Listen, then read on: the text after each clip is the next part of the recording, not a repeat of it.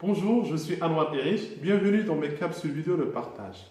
Tout d'abord, je tiens à vous remercier vivement, chaleureusement pour vos messages de suggestions. Ça m'a fait énormément plaisir, merci beaucoup.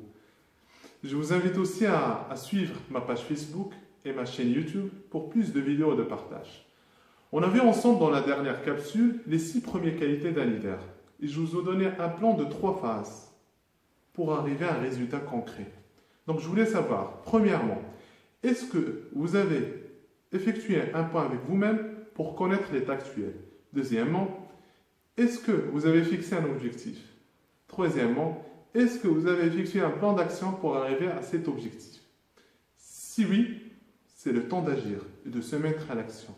Sinon, je vous invite à s'engager pour s'améliorer, car avec l'engagement, nos objectifs deviennent une réalité vivante.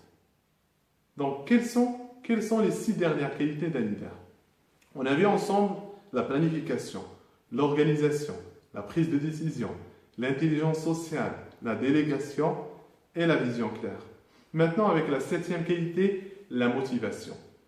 Un leader est quelqu'un de capable de répandre l'esprit d'enthousiasme et de motivation dans le cœur de ses collègues. Il croit en la force de la motivation pour mobiliser ses capacités et les capacités des autres.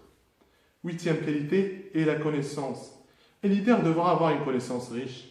Il se développe lui-même.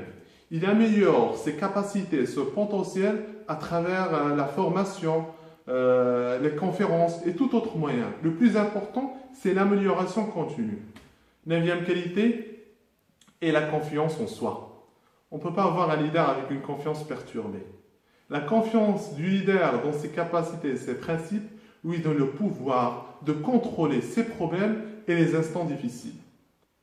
10e qualité est l'engagement envers les plans. Le leader est quelqu'un de très engageant envers les plans qu'il a établis. Il sait que pour atteindre l'objectif, il faut de l'effort, du temps et de l'adhésion pour l'aboutissement du plan, et cela sans abandon des espoirs. 11e qualité est l'intelligence mentale.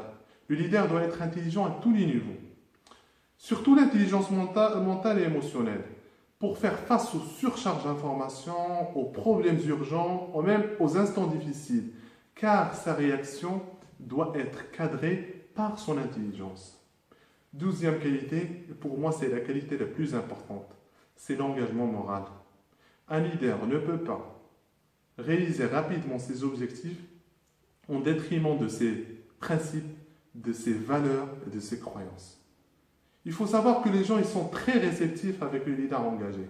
Et ils se sentent en sécurité en travaillant avec lui. Donc pour moi, l'engagement moral est la qualité la plus importante. Voilà, c'est la dernière qualité. N'oubliez pas de les mettre en pratique à travers les 3 phases que je vous ai données au début de ma capsule. Et n'oubliez pas de les mettre en action aussi. Car, comme a dit Pablo Picasso, l'action est la clé fondamentale de tout succès. Je vous souhaite plein de bonheur et de prospérité. Prenez soin de vous et à la prochaine capsule, Inch'Allah. Merci beaucoup. Bye bye.